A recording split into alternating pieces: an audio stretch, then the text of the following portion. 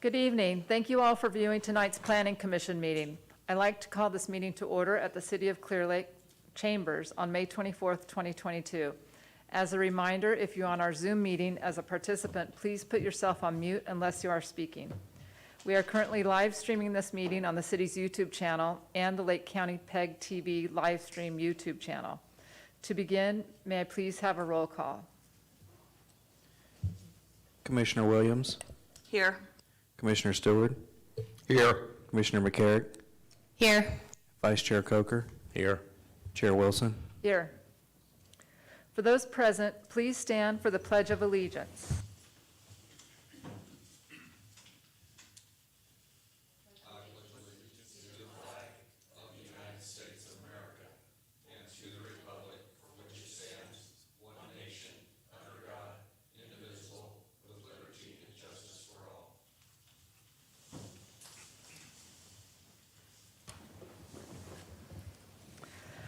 We will now adopt the agenda. This is the time for any agenda modifications. Are there any modifications to the agenda? Thank you. We're now at the public comment portion of our meeting. This is the time for any member of the public to address the Planning Commission on any matter not on the agenda that is within the subject matter jurisdiction of the city. The Brown Act, with limited exceptions, does not allow the commission or staff to discuss issues brought forth under public comment. The commission cannot take action on non-agenda items. Concerns may be referred to staff or placed on a next available agenda. Please note that comments from the public will also be taken on each agenda item. Comments shall be limited to 3 minutes per person. Are there any public comments in the chambers? Are there any public comments on Zoom? There are no hands raised. Thank you. We will now receive and file the consent item, which is the minutes of the May 10th, 2022 Planning Commission hearing. May I have a motion? I move to adopt the minutes of the May 10th Planning Commission. I second that. All in favor? Aye. Aye. Aye. Aye. Aye. Thank you. We're on item number 2. This is a public hearing item. This is for conditional use permit application CUP 2022-12, design review DR 2022-02, and categorical exemption CE 2022-11 to allow the development and operation of a mixed-use commercial and residential development located at 6653 and 6673 Old Highway 53 in Clearlake, further described as assessor parcel numbers 040-37620 and 040-37621. Does staff have a report, please? Yes, we do. Give me 1 second. I will pull up my PowerPoint.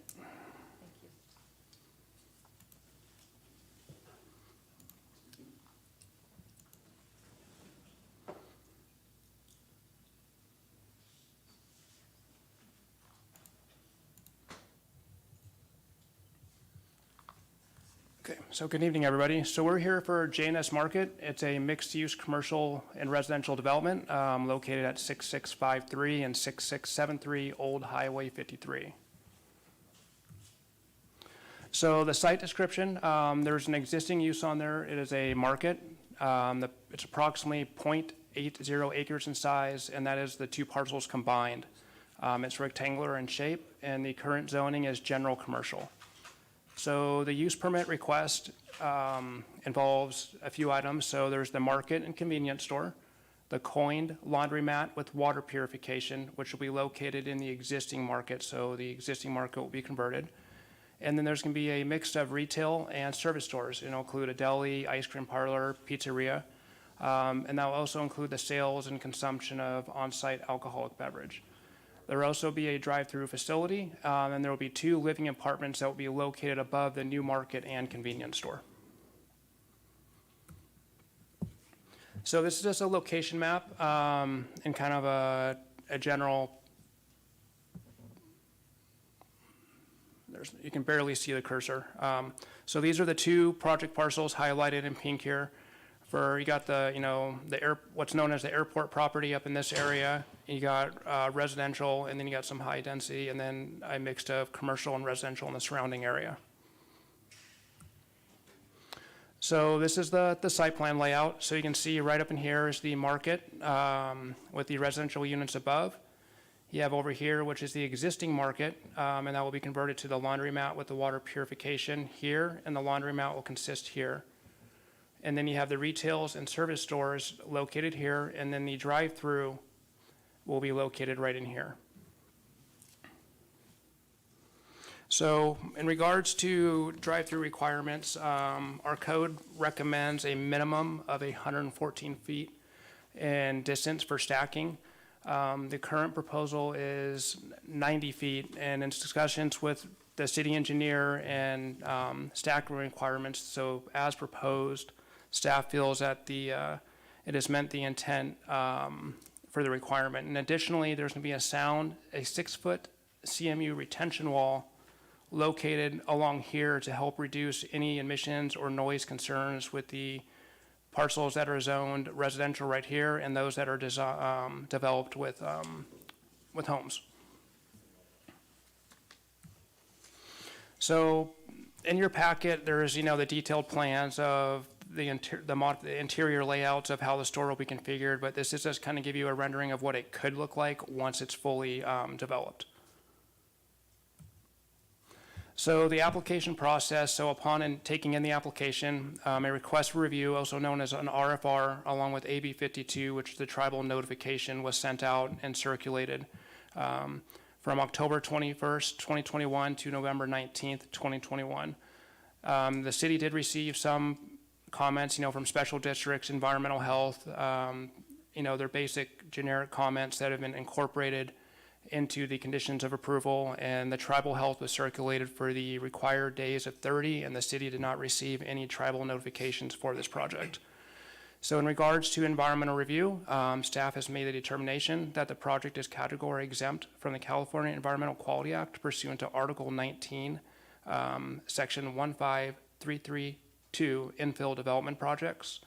And then for legal notices, the public hearing was noticed in electronic form at the Lake County Record Bee on May 13th of 2022 and mailed to all surrounding property owners, including those who have been requested within 300 feet of the subject parcel. All addresses are taken from the Lake County Assessor's Office records, so that's how we obtain that information. So, and staff recommends to the Planning Commission take the following action is to adopt the resolution approving the project. I'm here for any questions. The applicant is also online as well for any questions or specific operations of the project. Thank you. Thank you. I will now ask each commissioner if there are any questions of staff at this time. Commissioner Williams. Staff has already answered my questions, and I thank you for that. Thank you. Commissioner Stewart. I don't see on the diagram exactly where the drive-through window is going to be located. I have a concern if it is located such that people pulling up to the window are going to block parking places at the laundromat. The diagram I'm looking at here, and if we look at it up there, you see the little arrows going down, and they make a left heading towards Old 53. But I don't see exactly on there where the actual stopping point for the drive-through window is. Can anyone point that out to me, please? Of course, Commissioner, it should be approximately right here where should be right in here. I'm sorry, I'm not seeing the cursor. So the R of it's kind of hard to see. So right where it says retail/services, it will be right below the V to kind of give Okay. you a better idea. Okay. Kind of in the middle. Okay, so the likelihood is then people get their stuff and then pull out and just exit on out. And I'm assuming that driveway entrance there where they're going to be exiting onto Old 53 is also an entrance because of the way the parking spots are angled there between the restaurant, the pizzeria, and so on, and and the highway, and Old 53. So it looks like each one of the entrances is an entrance and an exit. Is that correct? That's correct. Okay, that answers all my questions. Thank you. Thank you. Commissioner McCarrick? Thank you, Chair Wilson. My questions were also answered by staff earlier. Thank you. Thank you. Vice Chair Coker? Mine as well. Thank you. I have a couple of questions. Is the drive-through for all of the food services, so you can pick up your pizza and your ice cream and your deli sandwich at the window, or is it specifically to one? I believe so, but I would probably reach out to the applicant, WAFA, that is online, to provide that detail. Could the applicant identify yourself and answer our question?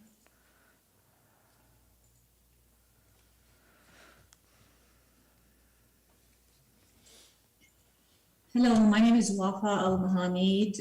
I am the architect who's working with the owner on this project. So to answer the question, yes, the drive-through service will be for the deli, ice cream, and the pizza place, potentially. Thank you. I also have a question about the landscaping on page 42 and 43. Are there 5 or 4 oaks currently there, and are they replacing 4 or 5 oaks on the new landscaping plan? So, excuse me, I believe it calls for the removal of approximately 4 oak trees, and they will be replacing them on site with a similar species on site. Then additionally, they'll have to, get the tree removal permit prior to the removal and adhere to the Oak Heritage Protection Ordinance as well.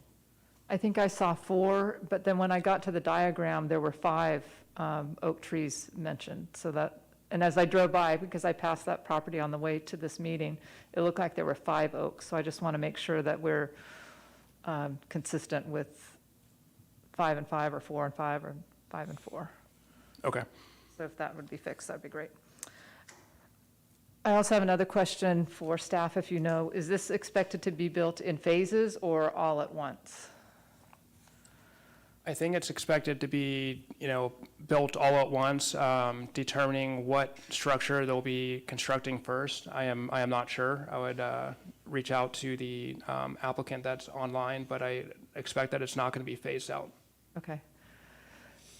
If you could answer our question online about the construction schedule, you'll start and then continue until you're done, or do you have a phase that you'll stop and then go to a second phase? The construction will be done all at once. Super.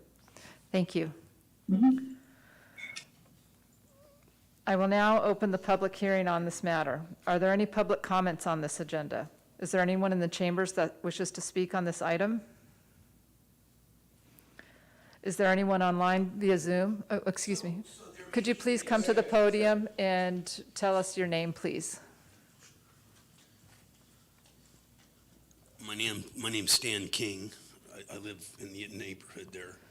So they're making an exception for this project, is what something about 120 feet, and then they're accepting 90 feet? Is that what we heard?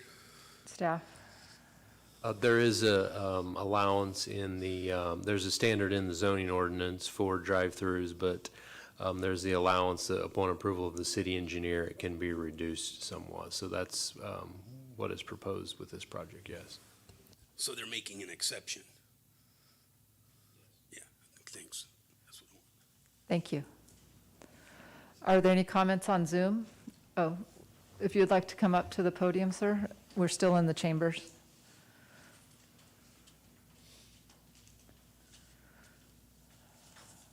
Dave Hughes, Madam Chair, and commissioners and staff. I guess I was wondering where the residential people are going to park, and I guess there's no requirement for covered parking. I don't remember what the ordinance says now. Looks to me like they're going to park somewhere around the stores and have to walk around the building to get into their units. And then just looking at the flow, all the parking spaces in the center, you're going to have to come in the entrance on the right to park at those. And if you come in the entrance on the left,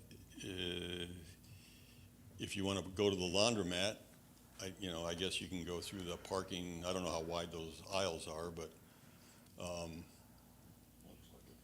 I just had some questions about the flow, I guess.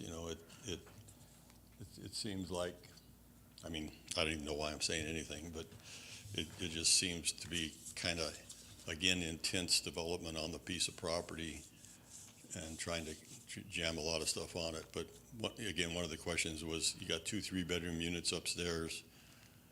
I'm assuming you might have a family in both of them and maybe 1 or 2 cars, and I don't see any specific parking or an area for kids to play or anything like that. I guess we're becoming more urban. Maybe we don't have to worry about that. But anyway, just some questions. Thank you. Can staff answer the question about parking for the residential? So this use is more of a mixed residential and commercial use. So when staff was reviewing it along with the city engineer for the mixed-use project components, it was appropriate to interpret the parking demands and requirements as a collective development and consider it like a shared parking, since it's kind of a unique development and not just a development of a residence. Development of a residence does require covered spaces. We could have the applicant designate some of the parking spots, parking spaces that are up front near the market and with the residentials on top as designated parking spaces for those residents, but it's more of a collective shared parking for this development. Thank you. And is the engineer, what's the standard on the wishbone parking? Should it be, is there enough space for somebody to go the wrong direction, or 2 vehicles going between that wishbone parking, or is it one way with the wishbone parking? I believe it's one way. So I am curious about coming in the left-hand driveway, and if there's no parking spot, can I go through the drive-through and go all the way around? Or do I have to back out? Which one is the left-hand side? Well, as we're facing the page, I'm talking about the left-hand side. This is where the house is. Sir, if you're going to talk, you need to come to the microphone, please. I'm trying to see what. This is where the houses are, right? And this is Highway 53. Sir, if you're going to talk, you need to come to the microphone, please. So I'm curious about, as we're looking at the property from here on the page, that left-hand entrance, I am concerned about the traffic flow. If the parking sites are full, what are their options? For the residential units. For anybody For actually anybody? coming into the complex? So since when we analyze it as like a collective, we're anticipating that all the uses aren't going to like coincide together, and that, like someone might come in for the deli, someone might come in for the ice cream, someone might come in for the pizzeria, the laundry market, the laundromat, or the market, and not be taken up all at one time. If that helps clarify It does, thank your you. question. I will now call for any public comment on the Zoom. There are no hands raised. Have we received any emails or written comments on this item? Not on this item. Thank you. Thank you. The public hearing on this item is now closed.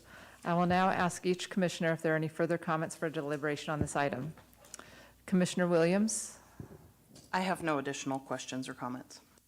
Commissioner Stewart, So excuse me, I'm sorry. Just want to be sure about the drive-through and the sound and emissions wall. It looks to me like the drive-through area is immediately up against the property line, and on the other side of that property line, we have residential backyards, to the best of my recollection and knowledge. And I just want to be sure that that those folks living there in those properties were notified properly of this development. I know we published it in the newspaper. Quite honestly, I'm not of the opinion that legal notices in the newspaper are very effective anymore. So I want to make sure that they were mailed notices, and I'm wondering when that happened and how long we would normally give folks to reply to that, or what the situation is. So our standard notification, it requires a 10-day notice in the legal paper, and then we also send it out a little before the 10 days for the legal to the surrounding parcels within 300 feet. It goes to the property owner itself, so it doesn't go to like the renters or tenants. So we take in the information from the assessor's office. So if their address isn't correct from that assessor's roll, then they'll need, if they weren't notified, just so everyone's, that's listening in is aware too, is they need to update their address. But everybody was notified within 300 feet. I think it was about 20 notifications, 30, something like that off the top of my head. Thank you. Thank you. Commissioner McCarrick? I have no further questions or comments. Vice Chair Coker? Nor do I. So I will take a motion on item number 1.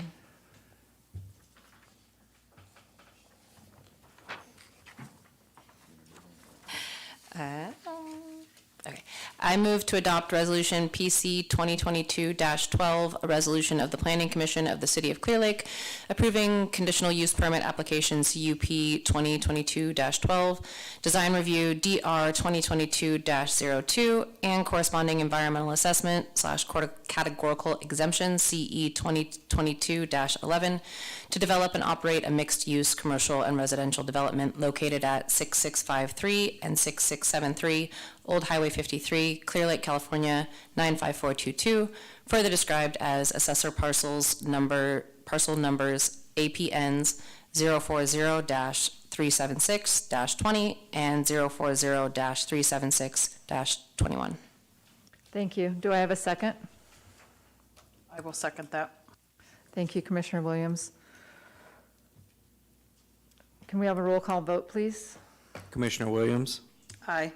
Commissioner Stewart, Aye. Commissioner McCarrick, Aye. Vice Chair Coker, Aye. Chair Wilson. Aye. Thank you. We'll move on to item number 2. Madam Chair, I must recuse myself as I am associated with this project. Thank you, Commissioner McCarrick. I'm sorry, item number 3 we are moving to. Item number 3 is conditional use permit application CUP 2021-28 through CUP 2021-32. Corresponding environmental assessment mitigated negative declaration IS 2021-05 and development agreement DA 2022-01 to establish and operate a commercial cannabis facility located at 2250 Aguilan Canyon Drive, Clear Lake, California, 95422. Further described as assessor parcel number 010-04419, which is a continuation of the public hearing held here on May 10th, 2022. Staff? Chair Wilson and Commissioners, the staff report was given last time. We could go over any of that if you would like, but our thought was you should have received the sort of addendum to the hydrology report from the applicant. You may want to have the applicant or their expert kind of give an overview of that, and then we can take the discussion from there. Super, thank you. Would the water expert like to share the addendum overview with us? Sure.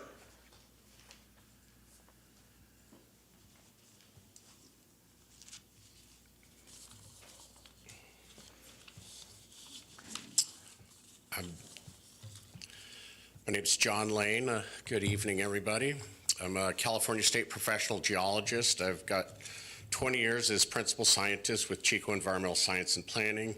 Previous to that was senior hydrogeologist with Stetson Engineers. I've served 8 years on the California State Mining and Geology Board and 11 years as a Butte County Water Commissioner.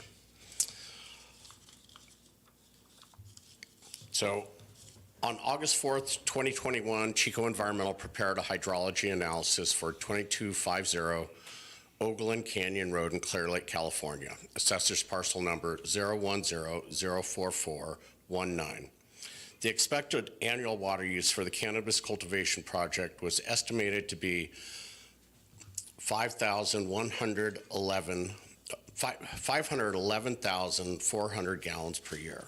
Since the time of publishing of the report, the expected annual water use has decreased to 366,385 gallons per year for a full build-out and 227,660 gallons per year if only 10,000 square feet of cultivation are developed. Former residents used an estimated 504,480 gallons per year. According to the groundwater hydrology addendum prepared by Anjanette Dodd at North Point Consulting Group, Incorporated, the initial estimation of the annual water demand for the site was 1 acre-foot per year. Due to the decrease in expected annual water use at the subject site, this estimation of annual water demand for the site will also decrease. According to the groundwater hydrology addendum, the estimated storage capacity for the Burn Valley groundwater basin is 4,000 acre-feet with a usable storage capacity of 1,400 acre-feet. The report estimated total current agricultural and all potential cannabis properties to total 661.6 acre-feet, totaling 40% of the available water storage in the Burns Valley groundwater basin. The subject site alone would use approximately 0.07% of the usable storage capacity of the Burns Valley groundwater basin. Thus, it is unlikely that this project, in combination with the existing and proposed demand, would adversely impact the existing available water storage in the Burns Valley groundwater basin. And just to put that into context, an average California household uses approximately 1/2 to 1 acre-foot per year. And 1 acre-foot is 325,851 gallons. And vineyards use 2.85 acre-feet per acre. Additionally, the well installed at 2250 Oakland Canyon Road appears to be installed within a separate aquifer. It is not in the alluvial aquifer. It is installed deeper than that aquifer. The surrounding properties appear to be utilizing an alluvial aquifer, which would indicate that they are hydrogeologically connected, while the 2250 Oakland Canyon Road well was completed in a fracture zone aquifer and is not likely connected hydrogeologically to the alluvial aquifer. Well, the gist of it is this property is situated above the alluvial aquifer that is the Burns Valley groundwater basin.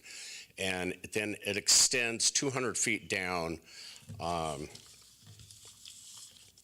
So the elevation of the property where the well is installed is 1,512 feet above sea level. The total depth goes 200 feet below that. And the depth to the alluvium, the top of the alluvial aquifer, is at 1,471 feet. The alluvium is 50 feet in thickness, and so this well, the bottom of it, goes 200 feet below even the alluvial aquifer.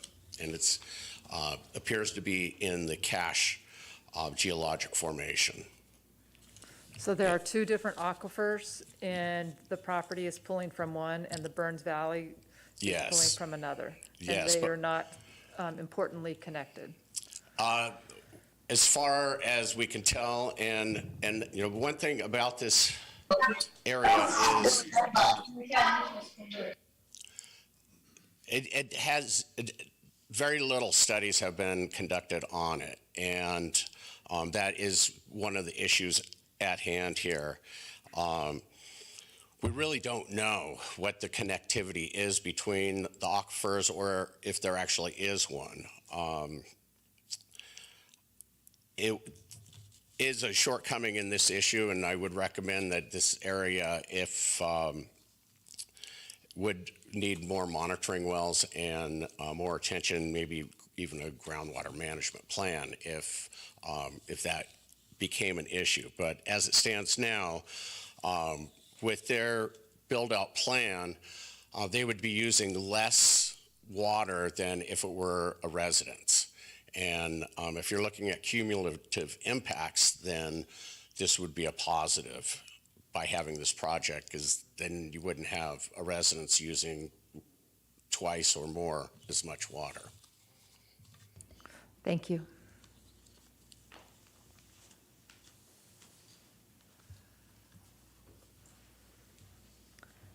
I will call for a public hearing on this matter.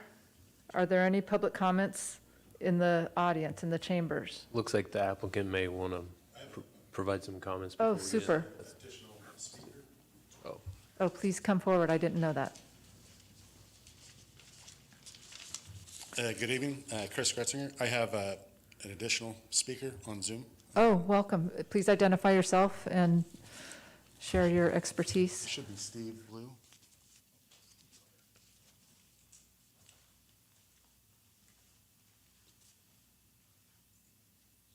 Hello, can you hear me? Yes, thank you. Okay. My name is Stephen Liu. I've been consulting within the cannabis planning and CEQA entitlement realm since cannabis legalization started in 2016. I just wanted to bring some perspective to what applicants have been going through and address some of the community concerns that have been brought up. I wanted to point out that it is very alarming to receive a notice in the mail as a community member that says there's a proposed use that's going to be using hundreds of thousands of gallons of water per year.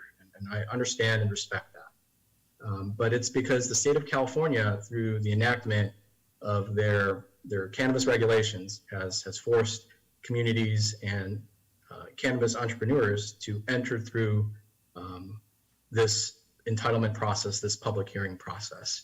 And that a proposed vineyard use or orchard use that uses orders of magnitude more water per year is not required to go through this process. And so cannabis is coming out to be the big bad guy when other agricultural uses use a lot of water. And in hearing that and hearing community concern, the applicant has reduced the proposed canopy from 17,500 square feet to 10,000 square feet, which is a significant reduction in both canopy and in water use. As John has noted, the ground watershed has sufficient capacity for the project, is a low priority basin. And so unlike certain groundwater basins that have been identified as having issues,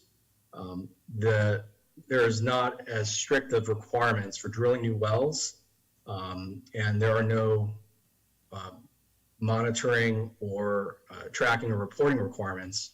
However, the applicant is proposing to do all of these things. He's proposing to develop a metering system to meter both the usage as well as a groundwater level monitoring system to track the groundwater levels and file quarterly reports. So if the water usage approaches the estimated threshold and they cannot exceed it, they will stop cultivating for the season when they hit their estimated water use. As we go through this process, I understand there's been some anecdotal reports and concerns with dry wells. We're here tonight to make a finding of fact. This is based on detailed study, which is more than what was originally required as going through this application process. And these are studies that the applicant has gone ahead and funded and then hired professionals, qualified professionals to do. And I wanted to focus on these studies and on the science at hand. I also wanted to note that there is another contentious large-scale cultivation project within this groundwater basin, totaling 15 acres of cultivation that was denied by County of Lake, and that is no longer being proposed and is not proposed to be appealed. And so we operators are adapting and the estimates that have been presented, totaling 661.6 acres of potential agricultural operation. We just knocked, 15 acres off of that. And as John noted, if there are significant community concerns about groundwater availability and sustainability within this basin, it would behoove the community to develop a groundwater sustainability plan. But I wanted to make everyone aware that such a plan would impose restrictions on all businesses, residences, and other development within the community. It would not just be focused on cannabis, which I think is fair. It would, and if there is a groundwater emergency, such an organization could impose mandatory conservation measures, and that would apply to all community members and all businesses that are being proposed.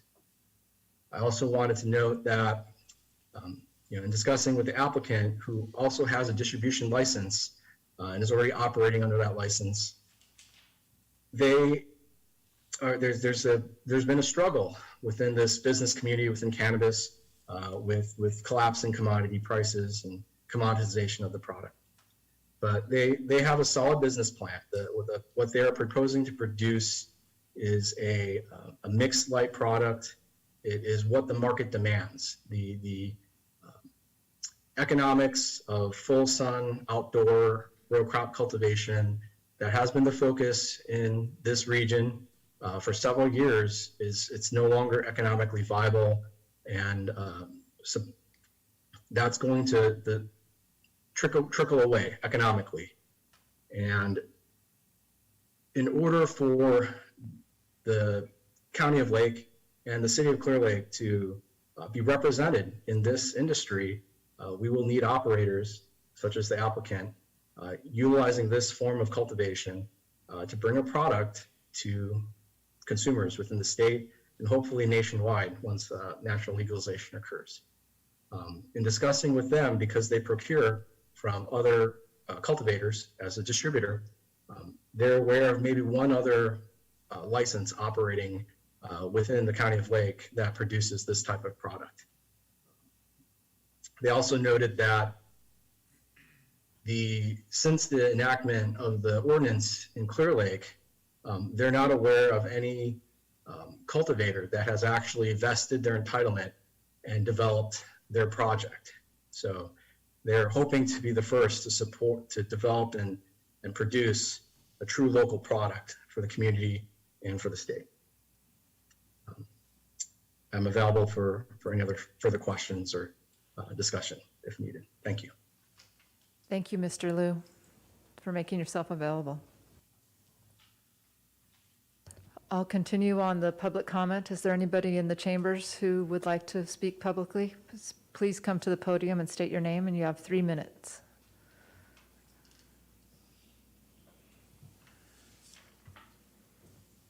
Chair Wilson? Chair Wilson, Yes. we are limiting to 3 minutes, correct? Yes, please. Yes, hi, my name is David Goolsby. I live in the Burns Valley aquifer.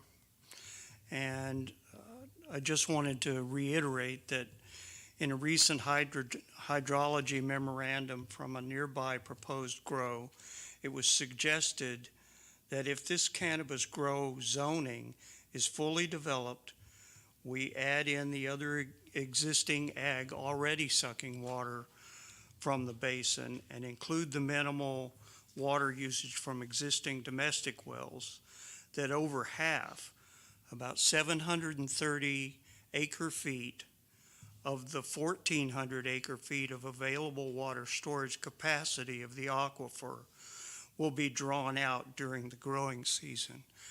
And I believe the applicant has also suggested that similar kind of numbers to that. That's almost 238 million gallons of water that would be drawn out. Yet not one of the hydrology reports for grows in the Ogulin Canyon area has determined where the tipping point for critical overdrafting of the aquifer will occur, or whether that point may have already been exceeded. The fact that this aquifer has not warranted concern is there simply is no current data.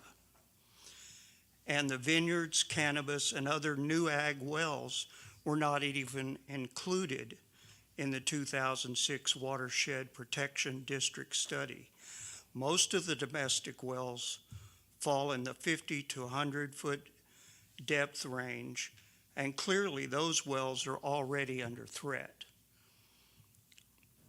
It is beyond short-sighted to suggest that cumulatively you could draw out half the water in the basin and the domestic wells would not go dry, and even a significant number of the ag wells. It should be obvious by now that no one is looking at the big picture. The adequacy of the Burns Valley Basin aquifer to support the level of water demand that this exception to the zoning ordinance allowed should have happened prior to the cannabis zoning district being approved. We respectfully request that the Clearlake Planning Commission reject the mitigated negative declaration and this use permit application, and request that the city place a moratorium on additional agriculture in the Burns Valley aquifer until adequate monitoring is in place and a water management plan is developed that protects the existing domestic wells Thank you, sir. from unlimited and unsustainable consumption of the water commons. Thank you, sir. Thank you for your consideration.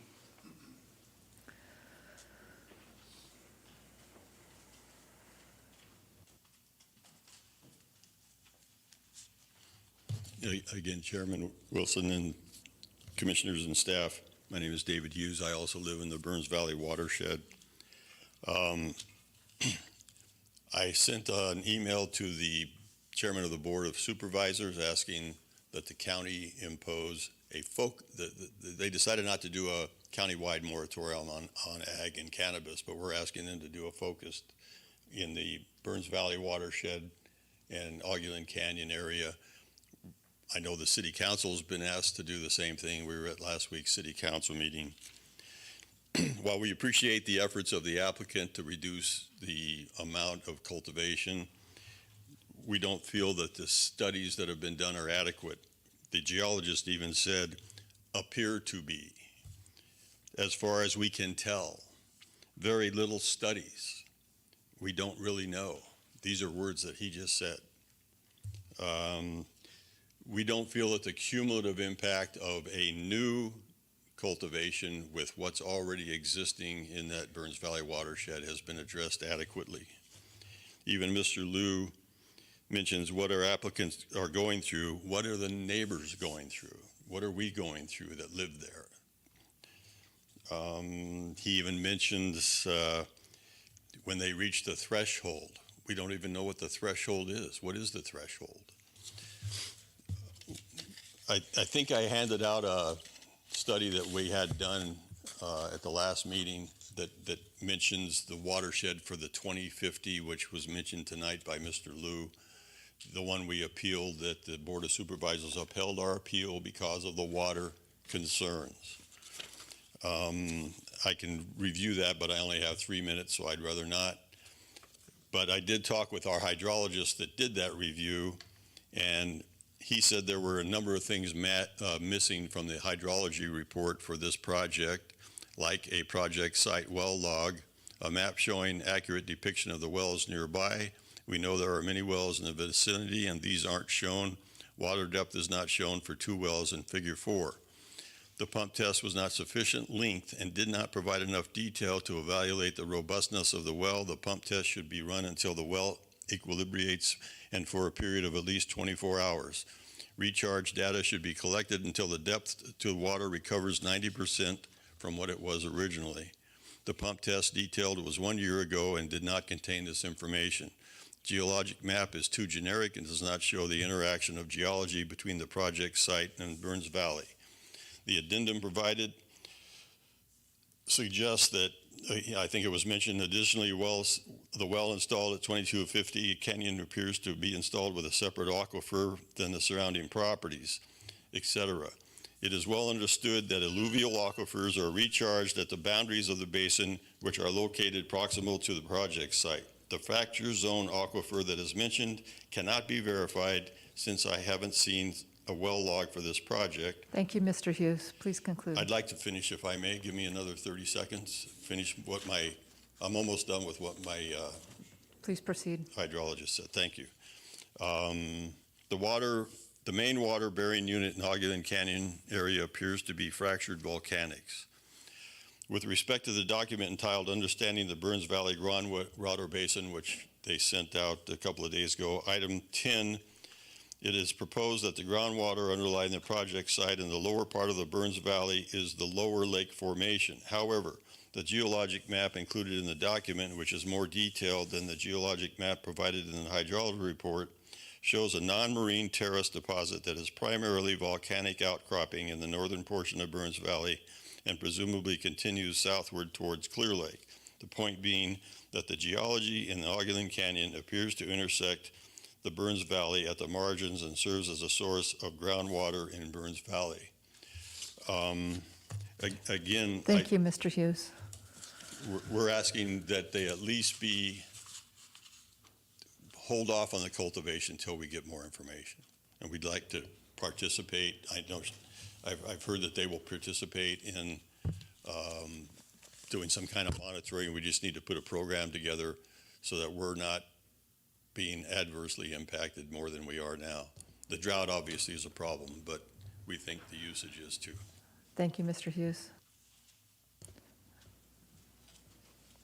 Hi. Please identify yourself. You have 3. Good evening, Commissioners. My name is Sarah Bodner, and I'm the Policy Director for the Lake County Cannabis Alliance.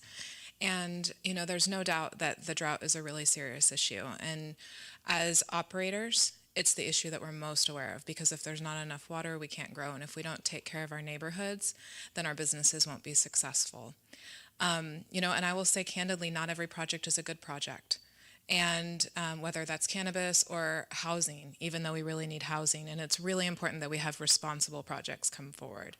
And so, you know, as an alliance, one of our requirements is that the businesses that are part of our organization and our leadership are model citizens in terms of stewarding the environment and managing community relations and representing this industry and putting a positive face on it. And, you know, just a note on a personal note on Miss Erin McCarrick, who is both in leadership within the city as well as on the board for LCCA.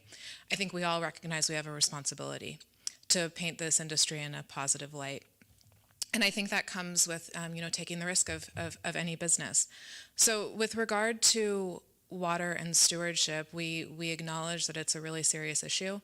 And I think that what we're looking at is if a project complies with the requirements as they are written by the jurisdiction, and to ensure that we are model citizens in that. And I think an appeal that isn't well-founded will probably not hold up.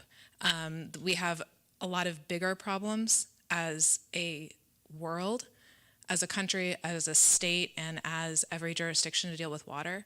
But it's important that we don't take that out on individual projects when they are absolutely doing the right thing. Thank you. Thank you. Are there any further comments in the chambers? Yes, please approach.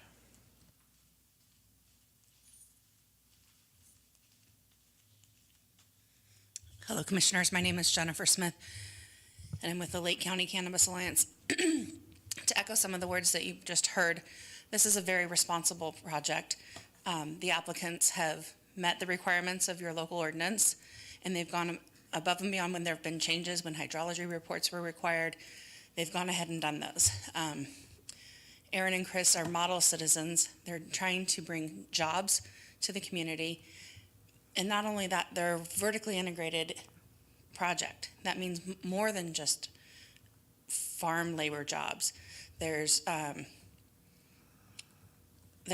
administrative roles that are given. There's there's just a wide variety of positions that are available when you're vertically integrated. It's also a responsible business model in that Aaron won't be reliant upon outside vendors coming to get their products and move it through our track and trace system. They're going to have the ability to move that product from seed to sale themselves, and they're responsible to the state in tracking with that. As far as water goes, we definitely all recognize that there is a drought, and greenhouse farming is the most water efficient model that we can go with. It uses 30% less water than outdoor cultivation. They'll be using smaller pots than we typically see in an outdoor cultivation scenario. They've reduced their canopy, and they're doing everything they can to be model farms, a model vertically integrated business, and model community members. And I think that we need to look again at what the objective is of the ordinance. And if we have an ordinance and those goals have been met through the project application, I think that we should have a vote of approval for projects like this, and especially this one. Thank you. Thank you. I don't see any further comments in the chambers. Do we have any comments on Zoom? We have one hand raised on Zoom. Please identify yourself, and you have 3 minutes. Thank you. My name is Brett Freeman. I am a local now for 22 years, residing here, ownership. My family's owned property here for 44 years. I live in the Burns Valley water area, in line on well systems. I have 2 properties on the same street, 300 yards apart from each other. My house that I live in, well, is about 65 feet deeper than my house that is closer to Rumsey Road.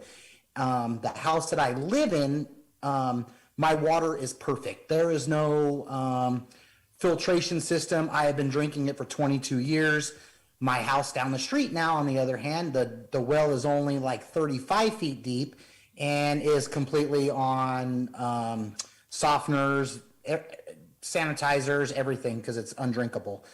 I just want to say that I have worked in the past with Aaron and Chris on multiple projects with the cleanups of environmental fires that have happened. They are model citizens. They are looking to help reduce the water. They have cut their canopy back. They have gone to greenhouses now, which reduces water. We have projects in the area that have gotten started in the last year that have not even been touched, that have wasted more water than I have with my outdoor pool or watering my lawns, my orchards, that really need to be looked at. Also, we also have problems. I had last year a illegal grow across the street from my house that had over 2,000 plants.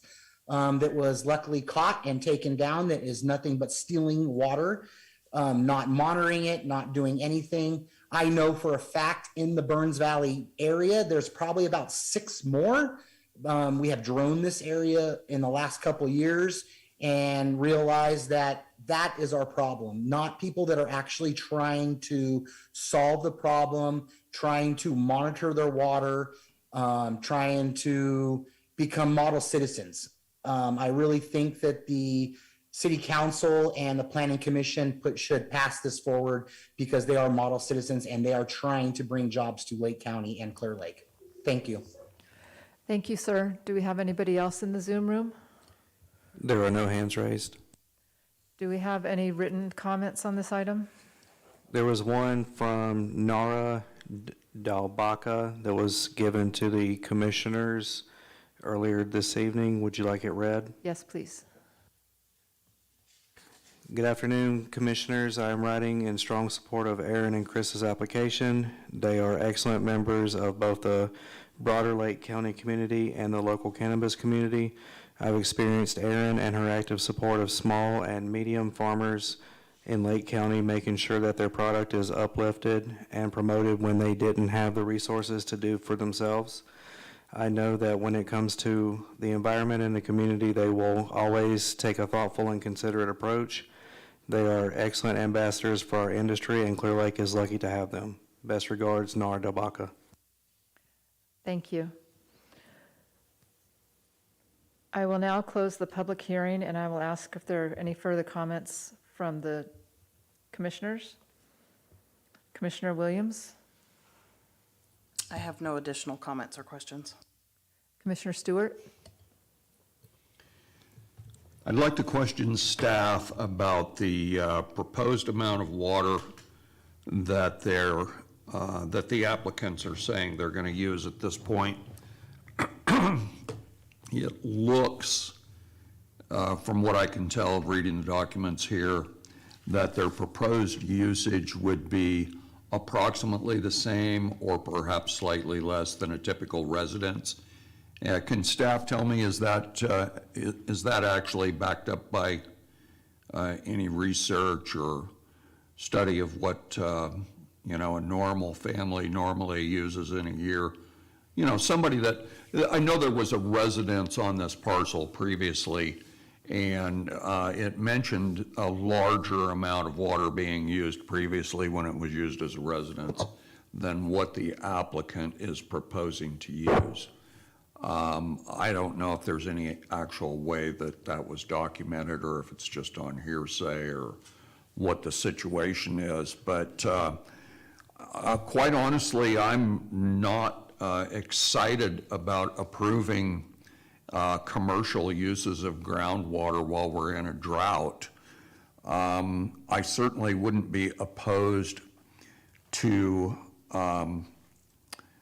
something that was going to use the same or less than a typical residence might use. So I guess what I'm looking for, some sort of a way to approve this that, I need to be able to see to my own satisfaction that this project would actually use the same or less than what a residence would use.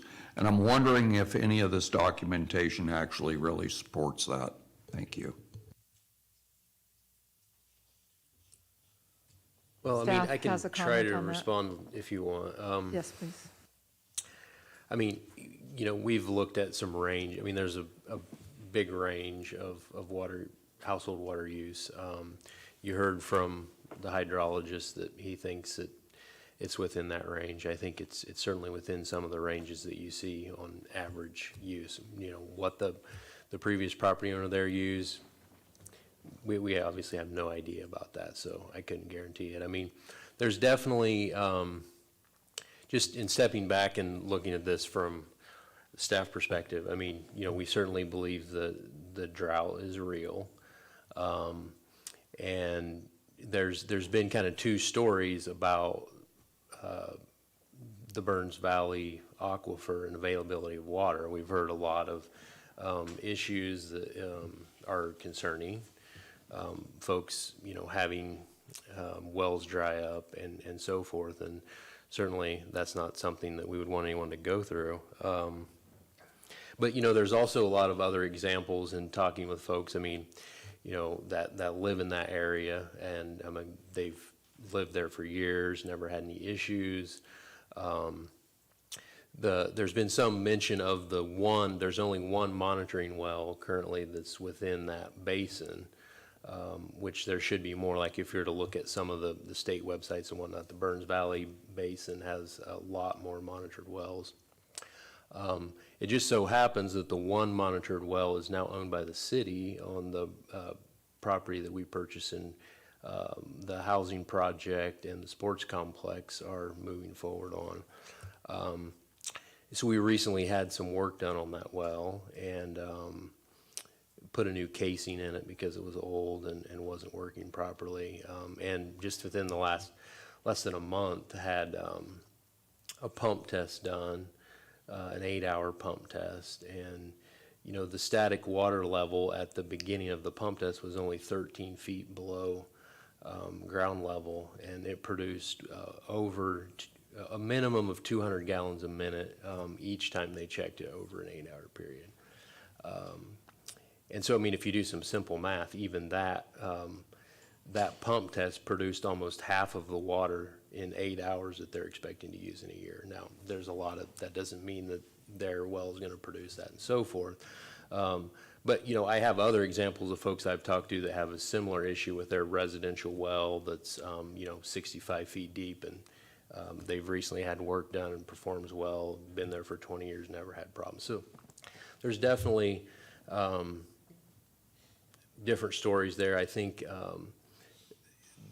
there should be more research done with what we've seen and the information that's been presented on this project and others.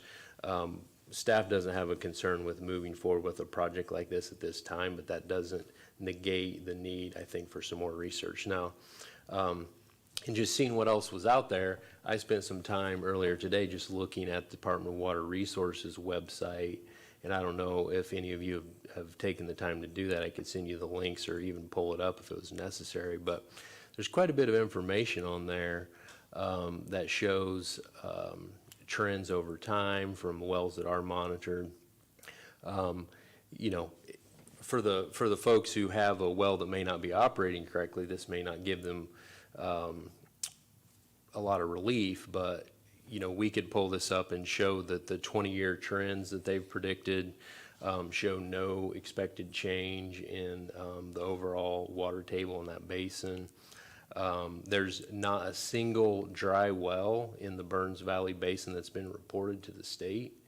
And so, there's a lot of ways to look at this, and we have our city attorney here.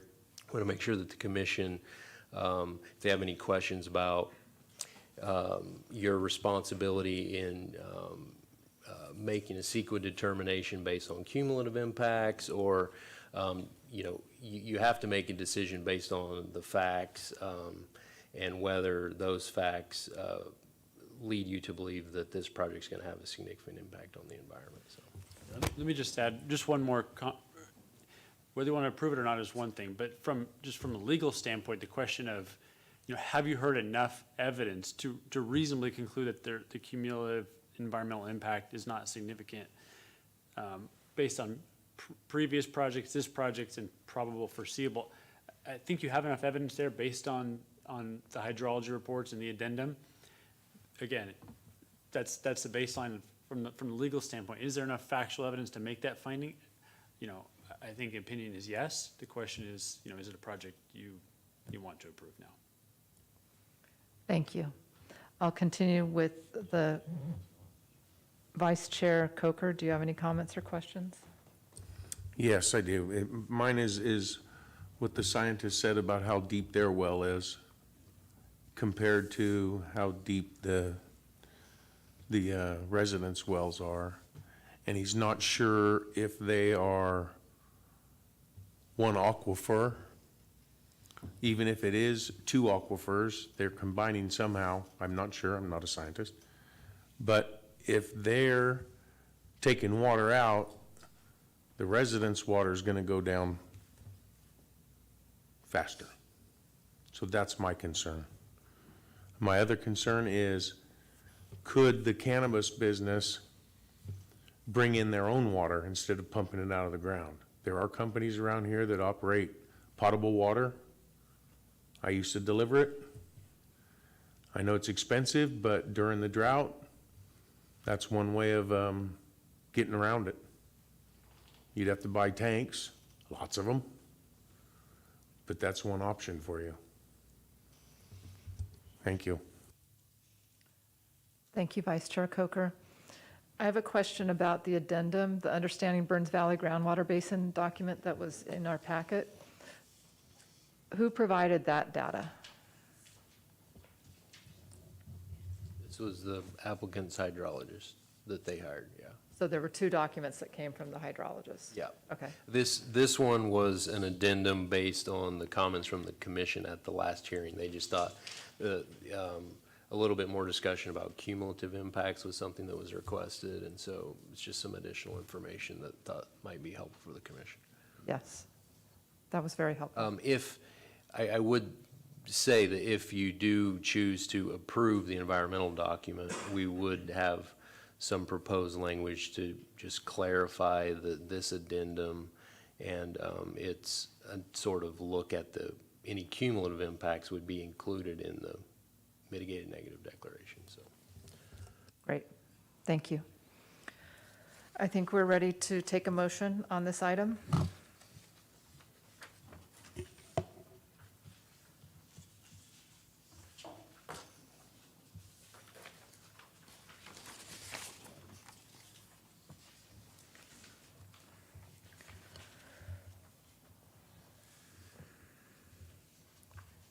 If no commissioner would like to make a motion, I'll be happy to make a motion.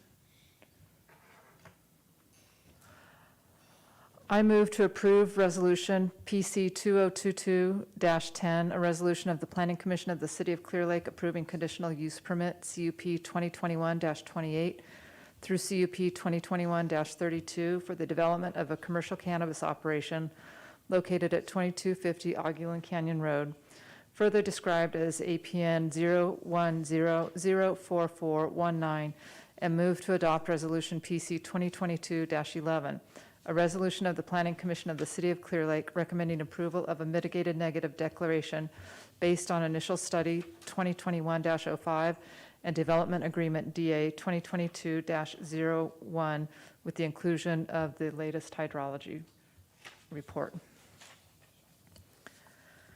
May I have a second? I second that motion. Thank you. May I have a roll call vote? Commissioner Williams? Aye. Commissioner Stewart? Aye.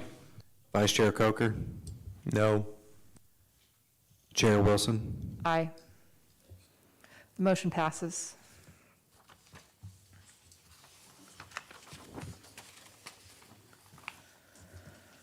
There is a second resolution affiliated with this, the 2022-11, regarding the approval of mitigated negative declaration. And as Mr. Flores suggests, we want to include language referencing the addendum to the hydrology report that speaks to the enough evidence to reasonably conclude that there is not significant cumulative environmental impact, if the commission so inclined.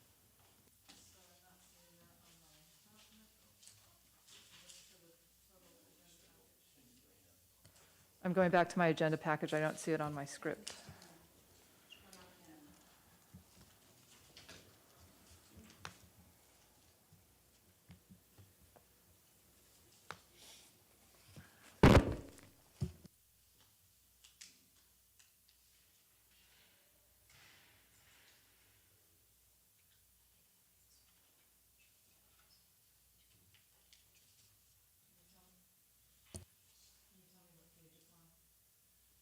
Can you tell me what page it's on, please? It should be on the second or last page of the staff report. And let me see if I can open up my documents real quick and find that for you. I can get to it.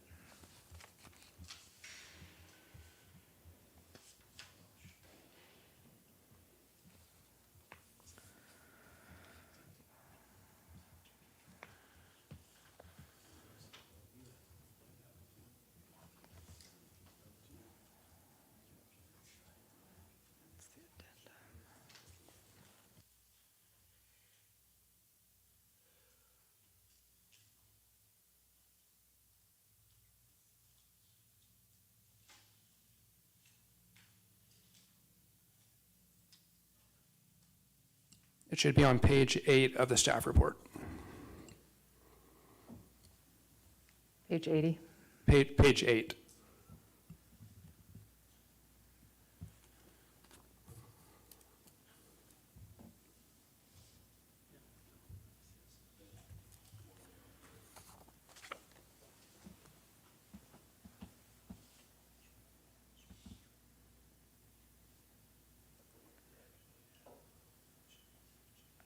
I have the meeting packet open. Is there a page number on the meeting packet?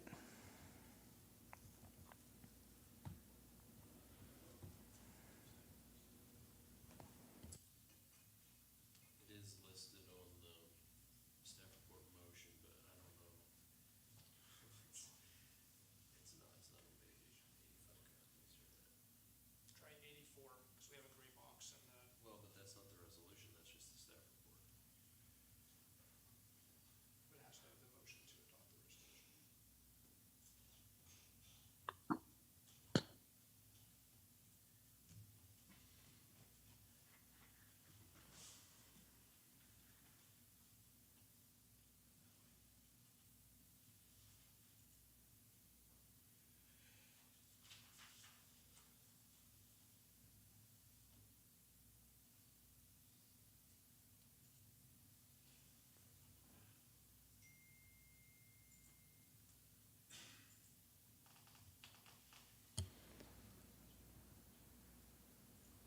Yeah, so it looks like for some reason in the PDF packet on the website, it's not there. But if you go to the HTML link on the website, this is where it's at. So, the one you just adopted was 2022-11.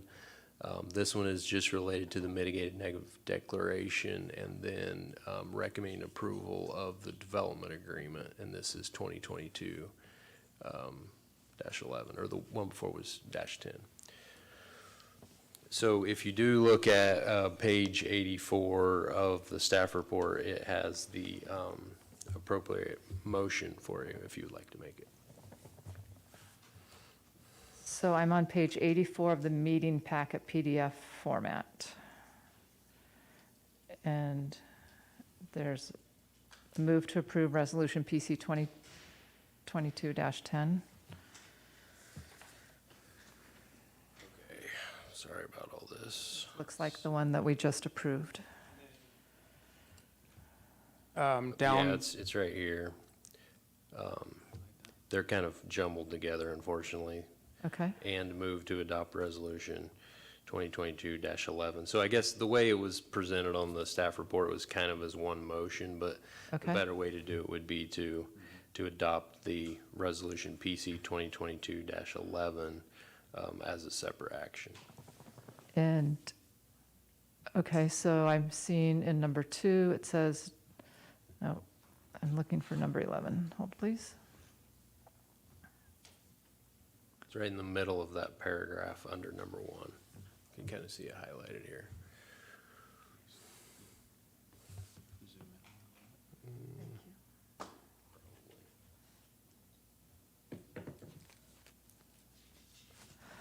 I see it.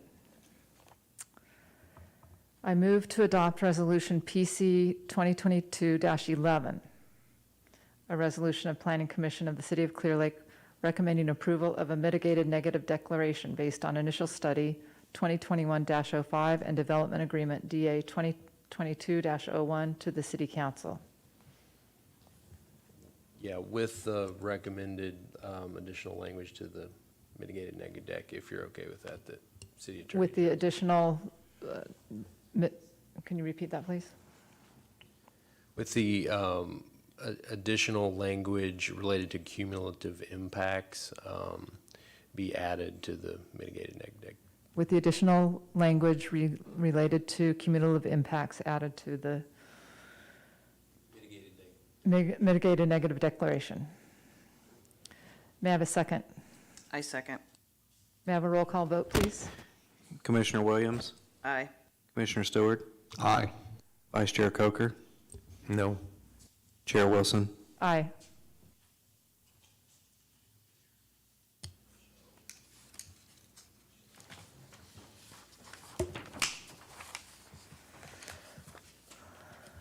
We'll invite Commissioner McCarrick back in and we will continue.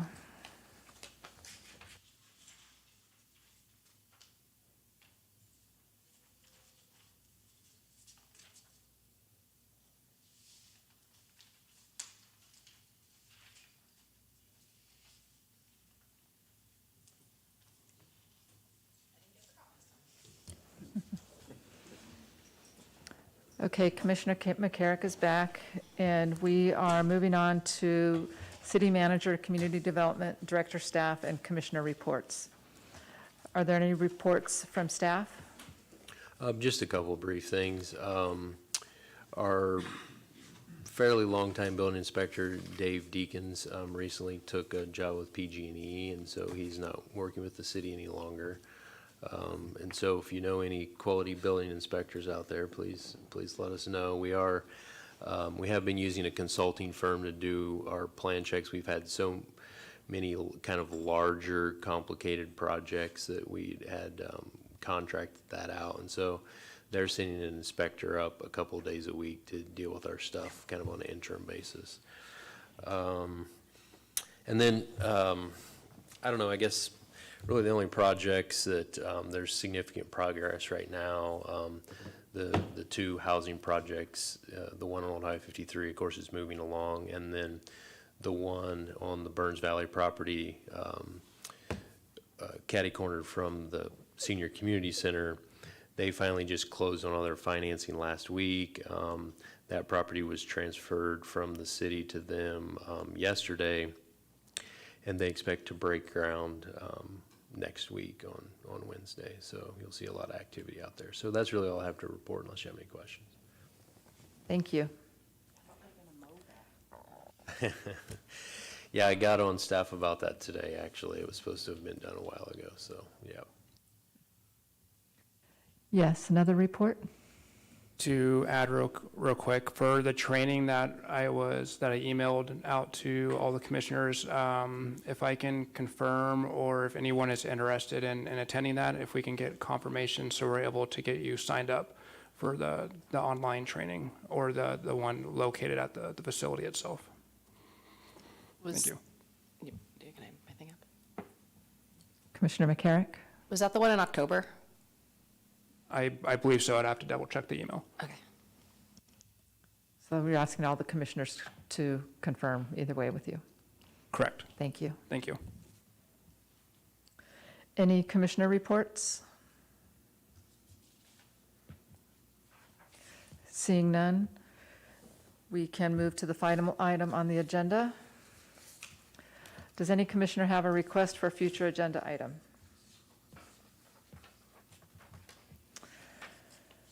Thank you to everyone who took the time to submit their comments, and to those who are watching our meeting on Zoom and YouTube. There being no further business of the commission, we are now adjourned at